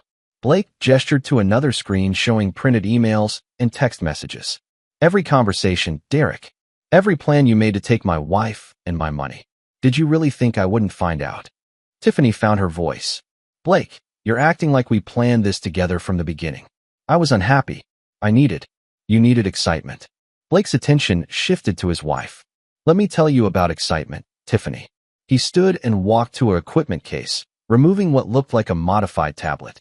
This device contains financial records for Morrison Security Solutions. Real ones, not the fakes you photographed. Our clients include people who make Pablo Escobar look like a Sunday school teacher. The account numbers you stole? They contain operational funds for arms dealers, mercenary companies, and individuals who have killed more people than some small wars. Tiffany's face went white. You said you ran a security company. I do. We provide security for people and organizations that can't use legitimate law enforcement. Drug cartels laundering money through offshore banks. African warlords purchasing untraceable weapons. Eastern European crime syndicates moving human trafficking proceeds. Blake's voice remained conversational, which somehow made it more terrifying. All of them use Morrison Security Solutions for financial protection and transportation logistics. Derek was staring at Blake as if seeing him for the first time. Jesus Christ, you're a criminal. I'm a businessman who serves criminals. There's a difference. Blake returned to his chair. And now both of you have compromised classified information that could expose my clients to federal investigation. He activated another screen showing FBI case files. Derek, your gambling debts weren't to local bookies. They were to a money laundering operation run by Russian nationals. When you tried to sell my account information to pay those debts, you committed federal crimes. Espionage, money laundering, conspiracy to commit terrorism financing. Derek's breathing became rapid and shallow. I didn't know. The guys who came to see me said they were collection agents. They were my employees, following a script I wrote specifically for you. Blake's smile was razor thin. I needed you desperate enough to involve Tiffany in your problems. Desperate enough to convince her to betray me. Tiffany finally understood. This was all a setup. The gambling debts, the threats, the timeline. You orchestrated everything. From the moment you told me you wanted to see other men, I knew you'd already been seeing Derek. So I created a scenario where your affair would destroy you both. Blake leaned forward. You wanted excitement, Tiffany. How's this for exciting? He gestured to Rodriguez, who wheeled out another piece of equipment, a large plastic tub filled with water and connected to electrical cables. Derek immediately began struggling against his restraints. Oh God, no. Blake, please. I'll disappear. I'll never contact Tiffany again. I'll do whatever you want. What I want, Blake said, his voice dropping to a whisper, is for you to understand what happens to people who try to steal from me. He picked up the electrical cables, their copper ends sparking slightly. Military interrogation techniques, Derek. Very effective for extracting information or ensuring compliance. Blake tested the voltage, and a blue arc jumped between the wires. Of course, at this voltage, it's not just painful, it's potentially lethal. Tiffany was crying now, mascara streaming down her face. Blake, we're married. You can't do this to me. I'm your wife. Were you my wife when you were fucking Derek in hotel rooms? Were you my wife when you stole classified information from my office? Blake's calm facade cracked slightly, revealing the rage beneath. You stopped being my wife the moment you betrayed me. He moved toward Derek with the electrical cables. Blake, stop. Tiffany screamed. I'll do anything. I'll disappear. I'll sign papers saying I never saw anything. Just don't hurt him. Blake paused. Anything. Yes. Anything. Blake set down the cables and returned to his chair. Call your sister in Phoenix. Tell her you're visiting for a few weeks. Make it sound natural. Tiffany fumbled for her phone with shaking hands. Her sister Carol answered on the second ring. Carol? It's me. I was wondering if I could come visit for a while. Blake and I are having some problems, and I need to get away. Blake monitored the conversation, ensuring Tiffany followed his unspoken script. She arranged to arrive in Phoenix the next day, telling Carol she'd be staying indefinitely. When she hung up, Blake nodded approvingly. Very good. Now Derek's turn. Derek's voice was hoarse with fear. What do you want me to do? Call your landlord. Tell him you're moving out immediately. Emergency family situation. Derek made the call, his voice shaking but believable. Blake collected both phones. Excellent. Now we can proceed to the final phase. Final phase. Tiffany whispered. Blake stood and began pacing again, his movements predatory and controlled. You see, Tiffany, I could kill you both right now. Make it look like a murder-suicide. Jealous lover kills his married girlfriend, then himself. Very tidy, very believable. Derek whimpered. Tiffany closed her eyes, accepting her fate. But that would be wasteful, Blake continued. You both betrayed me, but you can still be useful. He stopped pacing and smiled. The same smile Tiffany had fallen in love with 12 years ago, now transformed into something predatory. Instead, I'm going to give you exactly what you wanted. You'll disappear together, just like you planned. You'll have freedom, adventure, excitement, everything you said our marriage lacked. Blake walked to a wall safe and removed 2 passports and a thick envelope. New identities, $10,000 cash, and bus tickets to Mexico. Congratulations, you're now criminals fleeing the country together. Tiffany stared at the documents in confusion. I don't understand. Tomorrow morning, federal agents will raid Derek's apartment and this warehouse. They'll find evidence of terrorist financing, money laundering, and conspiracy to commit espionage. They'll discover that Tiffany Morrison and Derek Hamilton are fugitives who fled to avoid prosecution. Blake's smile widened as understanding dawned on their faces. You'll spend the rest of your lives running from federal agents, organized crime figures, and anyone else who might recognize you. No credit cards, no bank accounts, no contact with friends or family. Just the two of you, on the run forever. He gestured to Rodriguez, who began cutting their restraints. But Blake, Tiffany said desperately, what about us? What about our marriage? Blake Morrison looked at his wife of 12 years, the woman he'd loved, protected, and provided for, and felt nothing but cold satisfaction. There is no us, Tiffany. There never will be again. As Rodriguez freed them, Blake added one final detail that sent chills down both their spines. Oh, and just so we're clear, if you ever try to contact me, return to the United States, or interfere with my life in any way, I'll activate certain protocols that will ensure you both disappear permanently. He moved close enough that they could smell his cologne, the same scent Tiffany had loved for over a decade. Have a wonderful life together. I hope it's everything you dreamed it would be. Chapter 6, The Vanishing Act. Dawn broke over Seattle as Blake Morrison sat in his office, watching live feeds from multiple surveillance cameras. On one screen, Tiffany and Derek stumbled out of the warehouse, clutching their fake documents and cash. On another, FBI agents prepared for coordinated raids that would find exactly what Blake wanted them to find. The beauty of the plan wasn't just in its complexity, it was in its simplicity. Every piece of evidence pointed to a real crime. The account information Tiffany had stolen was genuine, even if the accounts were empty. Derek's attempts to sell classified financial data were documented through multiple sources. Both of them had committed actual federal crimes. Blake's phone buzzed with a text from Rodriguez. Packages delivered. Both buses departed on schedule. Surveillance teams in position. Blake smiled and activated a secure video call with Agent Sarah Chun of the FBI's Financial Crimes Division, a woman who owed Morrison Security Solutions several significant favors. Agent Chun, I need to report a security breach. What kind of breach, Blake? My wife and her lover stole classified financial information from my company and attempted to sell it to organized crime figures. I have video evidence, financial records, and recorded conversations. Chen's expression grew serious. Blake, that's a federal matter. Why didn't you report this through official channels? Because I wanted to give you the chance to handle it quietly, before other agencies get involved. Blake knew exactly which pressure points to push. The information they stole involves operations in Syria, Afghanistan, and Eastern Europe. If this goes public, send me everything. How much of a head start do they have? They're currently on buses heading toward the Mexican border. New identities, cash, the full fugitive package.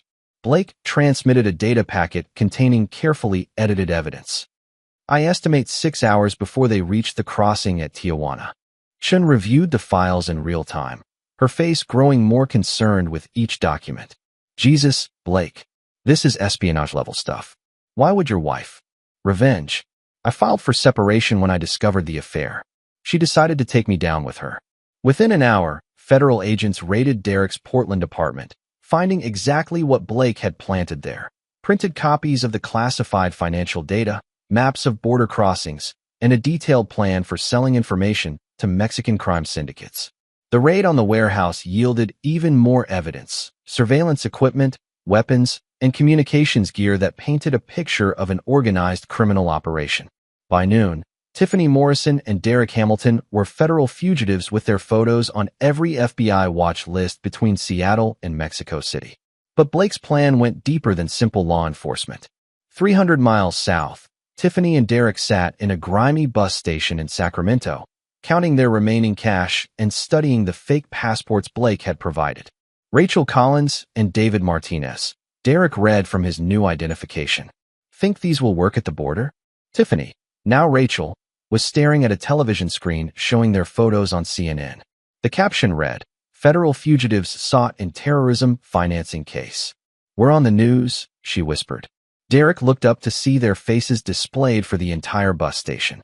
A reporter was explaining how they'd stolen classified information from a defense contractor and attempted to sell it to terrorist organizations. We need to get out of here, Derek said, grabbing their single bag. But as they stood to leave, Derek noticed something that made his blood turn cold. Two men in the corner of the station were watching them, speaking quietly into earpieces. Tiff, Rachel, we've got company. The men weren't law enforcement. They looked like the type of people Blake Morrison dealt with. Hard, professional, military-bearing. And they were moving toward the exit to cut off any escape route. Derek grabbed Tiffany's hand and pulled her toward the bathroom area, where a service corridor led to the rear of the building. They slipped through an emergency exit, setting off an alarm, and ran into the Sacramento afternoon. What they didn't know was that Blake had teams like this positioned at every major transportation hub between Seattle and the Mexican border. Not to capture them, to ensure they kept running. In his Seattle office, Blake tracked their progress through a network of surveillance assets that spanned 3 countries. Every time Tiffany and Derek tried to rest, mysterious figures would appear, forcing them to keep moving. Within 48 hours, they'd abandoned the bus route entirely and were hitchhiking through Central California, sleeping in drainage ditches and stealing food from convenience stores. The $10,000 Blake had given them was running out fast, hotels were too dangerous, and they needed cash for transportation. By the 3rd day, they'd reached the outskirts of Los Angeles, exhausted and desperate. Derek had developed a persistent cough from sleeping outdoors, and Tiffany's carefully maintained appearance had dissolved into something barely recognizable. They took shelter in an abandoned warehouse, where Tiffany finally broke down. "This isn't what you promised me," she sobbed, her voice echoing in the empty space. "You said we'd be free. You said we'd be together." Derek tried to comfort her, but his own terror was overwhelming. "Baby, we just need to get across the border. Once we're in Mexico, we can disappear." "How? We don't speak Spanish. We don't know anyone. We're going to die out here." Derek had been thinking the same thing, but he couldn't admit it. Every time they stopped, those men appeared. Every time they tried to use credit cards or phones, federal agents seemed to materialize. It was like they were being herded toward some specific destination. That night, while Tiffany slept fitfully on a pile of cardboard, Derek made a decision that would seal both their fates. He found a working payphone and dialed Blake Morrison's private number. "Derek," Blake answered on the first ring, as if he'd been expecting the call. "How's the honeymoon going?" "Blake, please. Tiffany's sick. We can't keep running like this." "Then stop running." "You know we can't. Those men you sent." "What men, Derek?" "I sent you to Mexico with new identities and cash. If you're having problems, that's your own incompetence." Derek realized Blake was recording the conversation, ensuring that any admission of guilt came from Derek himself. "Blake, I'm begging you. Let Tiffany go. She doesn't deserve this." "Doesn't deserve what?" "The freedom she asked for? The excitement she craved?" Blake's voice carried cold amusement. "You're both getting exactly what you wanted. This isn't freedom. This is hell. Welcome to the real world, Derek. This is what life looks like for people who steal from men like me." The line went dead. Derek stood at the payphone for a long time, finally understanding the full scope of Blake's revenge. They weren't just running from the law. They were trapped in a maze designed specifically for them, with Blake controlling every exit. When he returned to the warehouse, Tiffany was awake, staring at nothing. "I called him," Derek admitted. "I called Blake." Tiffany didn't even look surprised. "What did he say?" "He said we're getting exactly what we wanted." They sat in silence as the sun rose over Los Angeles, two people who had destroyed their lives for an affair that now felt like it had happened to different people. Neither of them noticed the surveillance camera Blake had installed in the warehouse the day before, or the fact that their location was being transmitted in real time to contacts throughout the criminal underworld. Blake Morrison was teaching them a lesson that would last whatever remained of their lives. Some betrayals echo forever. And the echo was just beginning to crescendo. Chapter 7. The Reckoning Begins. 3 weeks into their flight, Tiffany and Derek crouched in a drainage tunnel outside Tijuana, Mexico, their clothes filthy and their faces gaunt from hunger. The border was less than 2 miles away, but it might as well have been on the moon. Blake's surveillance network had tracked them to every hiding place, forced them from every shelter, and made every moment of their existence a nightmare of paranoia and desperation. They'd learned to recognize the signs. Men in tactical clothing appearing at rest stops, unmarked cars following their stolen vehicles, hotel clerks making suspicious phone calls. "We can't cross at the main checkpoint," Derek whispered, studying the border fence through a pair of binoculars he'd stolen from a sporting goods store. "Too much security." Tiffany was beyond caring about security. She'd lost 30 pounds. Her hair was falling out from stress, and she hadn't slept more than 2 consecutive hours in days. "Maybe we should turn ourselves in," she said for the 100th time. "Federal prison has to be better than this." "No." Derek's voice carried the desperation of a man who'd seen what federal authorities did to accused terrorists. "They'll put us in solitary for the rest of our lives. At least out here, we have a chance." What Derek didn't know was that Blake Morrison was currently meeting with Agent Sarah Chun in a secure conference room in downtown Seattle, reviewing footage of their fugitives' latest movements. "They're trying to cross through the drug tunnels," Chun reported. "Our assets in Mexico report they've made contact with coyotes near Tijuana." Blake nodded with satisfaction. "Perfect. Activate the final protocol." "Blake, are you sure about this?" "Once we involve the cartels." "The cartels have been involved since day one. They just didn't know it." Blake activated a secure communication channel. "Everything is proceeding exactly as planned." In Mexico, Tiffany and Derek had indeed made contact with human smugglers, men who promised safe passage across the border for $5,000 each. It was more money than they had, but the smugglers offered an alternative arrangement. "You work for us," the lead coyote explained in broken English. 1 month. Then we take you across. Derek studied the man's face, trying to read his intentions. What kind of work? Transport. You carry packages. We give you food, shelter, protection. Derek knew they were talking about drug running, but alternatives were limited. They could try to cross the desert alone and probably die of exposure, or they could take their chances with the cartels. 1 month, Derek agreed. Then we're free. The coyote smiled, and Derek felt a chill that had nothing to do with the desert wind. What Derek didn't realize was that the coyote was actually Miguel Santos, a Morrison Security Solutions asset who'd been operating in Mexico for 3 years. The packages they'd be carrying weren't drugs. They were tracking devices that would allow Blake to monitor their exact location at all times. For the next 2 weeks, Tiffany and Derek carried mysterious packages across the desert, sleeping in safe houses controlled by people who watched their every movement. They were fed just enough to keep them functional, given just enough rest to prevent collapse. Derek began to suspect they were being prepared for something more than simple border crossing. The training they received was too intensive, too specific. They learned routes through the desert, memorized safe house locations, and practiced evading border patrol surveillance. They're turning us into smugglers, Tiffany realized during one of their rare private conversations. We're not customers, we're assets. Derek had reached the same conclusion. Once we cross the border, we'll be completely dependent on them. They'll own us. But they were trapped in a system designed by Blake Morrison to ensure they had no alternatives.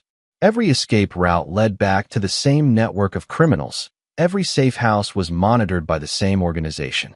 That night, Derek made his second critical mistake.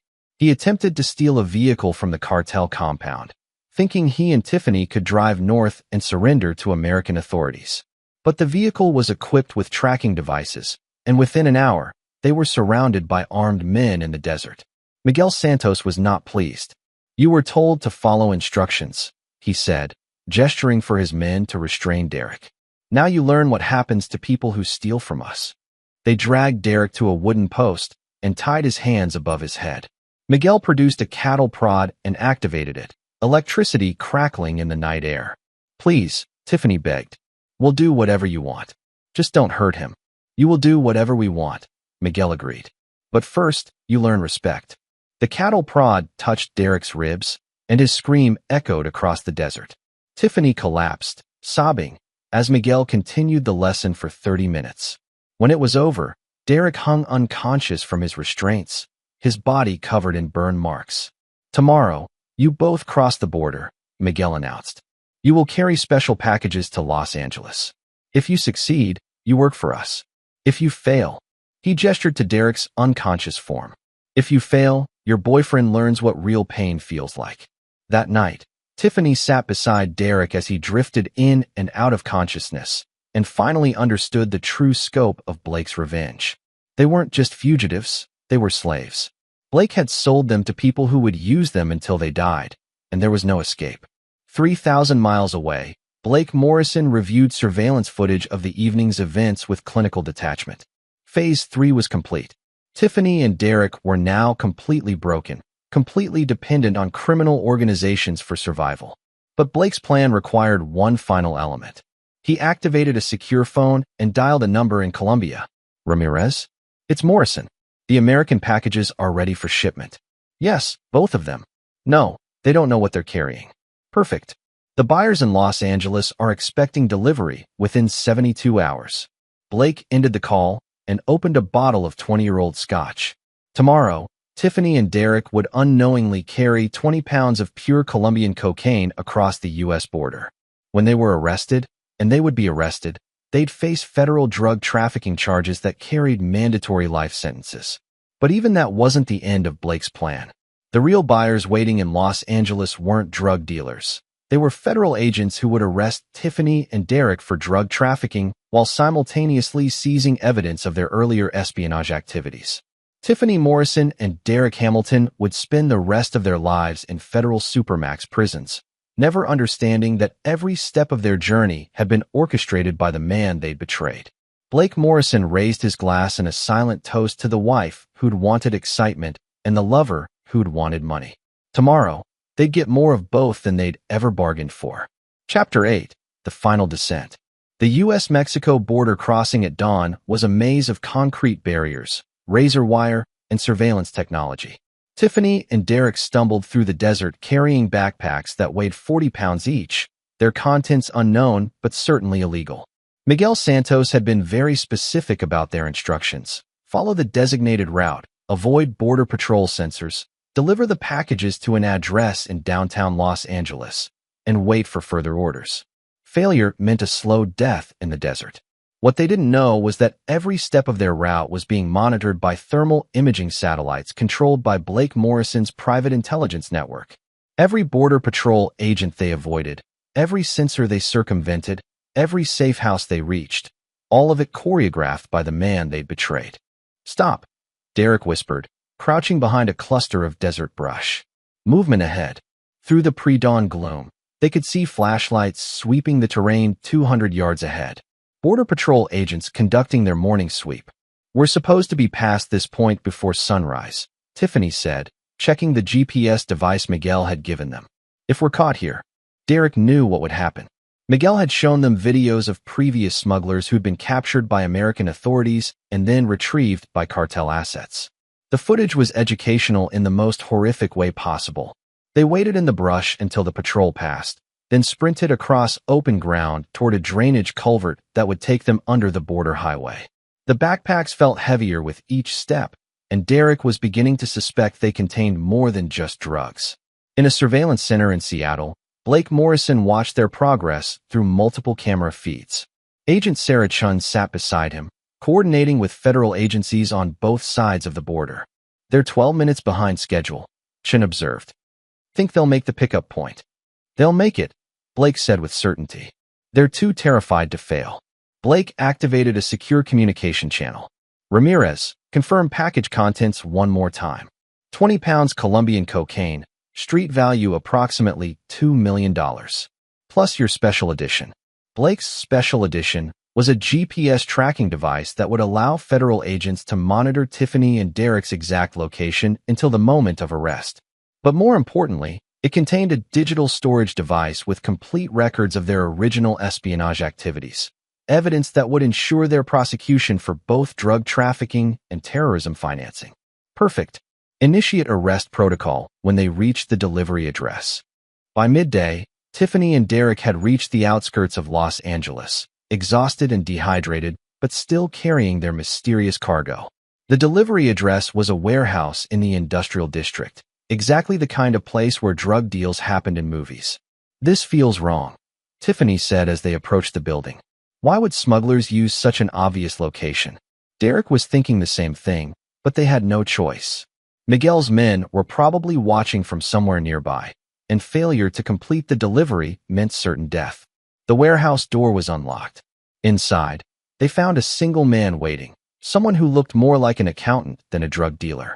"Ms. Collins and Mr. Martinez," the man said, using their false identities. "Right on time."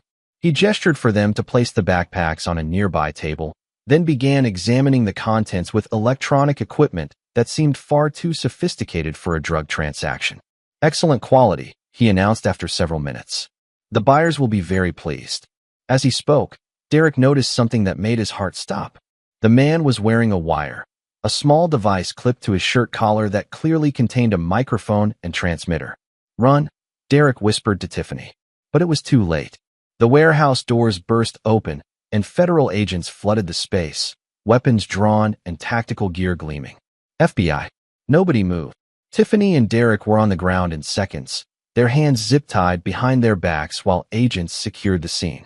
The buyer was actually Agent Sarah Chun, and the warehouse was an FBI sting operation. "Tiffany Morrison and Derek Hamilton," Chun announced formally, "you're under arrest for drug trafficking, conspiracy to distribute controlled substances, money laundering, and violation of the Espionage Act." As they read their rights, Derek finally understood the full scope of Blake's revenge. This wasn't just about catching them. It was about ensuring they'd never be free again. The backpacks contained enough cocaine to trigger mandatory life sentences under federal drug laws. But worse, the digital device Blake had hidden in the drugs contained complete records of their original theft of classified information. They weren't just drug smugglers. They were terrorists who'd used drug proceeds to finance espionage activities. In his Seattle office, Blake Morrison watched the arrest through live satellite feeds, a slight smile playing across his lips. Phase 4 was complete. But Blake's plan had one final component. That evening, as Tiffany and Derek sat in federal holding cells awaiting arraignment, Blake made a series of phone calls to very specific people. Judge Harrison? Blake Morrison. I need to discuss the Morrison-Hamilton case that's coming before your court. Yes, I understand they're both American citizens. No, I'm not asking for special treatment. I'm asking you to follow the law exactly as written. Blake's second call was to the federal prosecutor assigned to the case. Mr. Walsh, I'm calling to offer Morrison Security Solutions full cooperation in the prosecution of my wife and her co-conspirator. Yes, we have additional evidence. Financial records, surveillance footage, recorded conversations. Everything you need for maximum sentences. His third call was to the warden of ADX Florence, the federal supermax prison where the most dangerous criminals in America were held. Warden Mitchell, Blake Morrison. I wanted to discuss security protocols for 2 incoming inmates. Yes, I understand they're not typical supermax candidates. However, given their knowledge of classified operations and their connections to international criminal organizations, by midnight, Blake had ensured that Tiffany Morrison and Derek Hamilton would spend the rest of their lives in solitary confinement, 23 hours a day, with no contact with the outside world. But even that wasn't enough. Blake's final move was a masterstroke of psychological warfare. He arranged for both Tiffany and Derek to receive a single piece of mail each week, photographs of their former lives. Pictures of the mansion Tiffany had lived in, the restaurants where she'd dined, the luxury vacations she'd taken. For Derek, photographs of the music venues where he'd played, the freedom he'd once taken for granted, the simple pleasures of a normal life. Each photograph would be accompanied by a single sentence. Thinking of you both. Blake Morrison had given them exactly what they'd asked for. They'd wanted excitement, and now they'd have the excitement of wondering whether each day would be their last. They'd wanted to be together, and now they'd spend eternity knowing the other was suffering in a cell just like theirs. But most importantly, they'd learned the lesson Blake Morrison taught all his enemies. Betrayal has consequences that echo through generations. As he sat in his empty mansion that night, Blake Morrison felt something he hadn't experienced in months: peace. Justice had been served with the precision of a military operation and the finality of a death sentence. Tiffany and Derek were gone, but they weren't dead. They were living in a hell Blake had designed specifically for them, with no possibility of escape, no hope of redemption, and no end to their suffering. Blake Morrison had kept his promise. He'd given them exactly what they'd wanted, and he'd made sure they'd regret it forever. Chapter 9. The Ghost's Final Victory.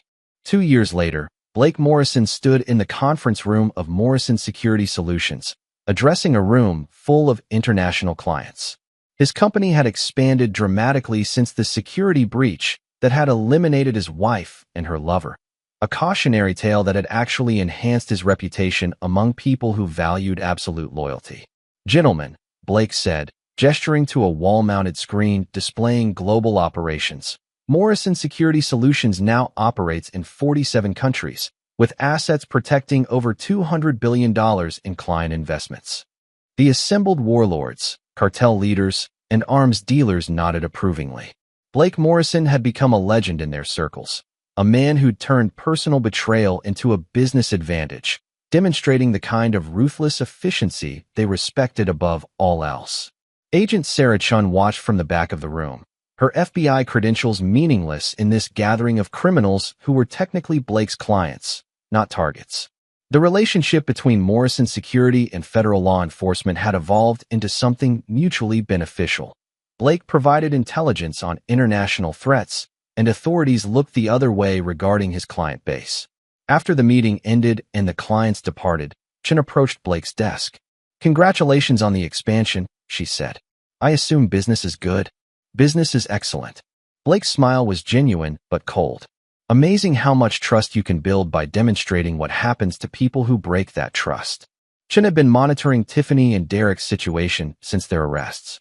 Both were serving life sentences without possibility of parole in ADX Florence, the federal supermax prison known as the Alcatraz of the Rockies. They lived in 7 by 12-foot concrete cells, allowed out for 1 hour of exercise per day, with no contact with each other or the outside world. They still receive your weekly photographs? Chen mentioned. Do they? Blake seemed genuinely curious. I'd forgotten about that. It was a lie, and they both knew it. Blake Morrison forgot nothing, especially when it came to his enemies. The photographs were carefully chosen to maximize psychological impact. Images of freedom, happiness, and normalcy that served as constant reminders of what Tiffany and Derek had lost forever. Any regrets? Chen asked.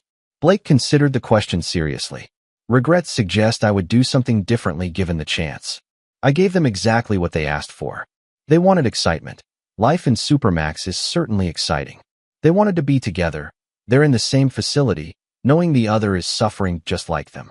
They wanted to explore relationships. They've had 2 years to explore their relationship with complete isolation.